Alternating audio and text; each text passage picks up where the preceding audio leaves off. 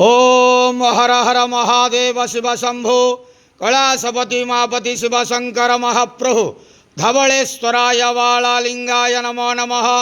दीपं यदि परम ब्रह्म दीपं यदि जनार्दनः दीपाहरत मे पाप पूजा दीप नमस्तुते। अहे धवलेश्वर वालालिंग महाप्रभु संसार सुखी रखंतु।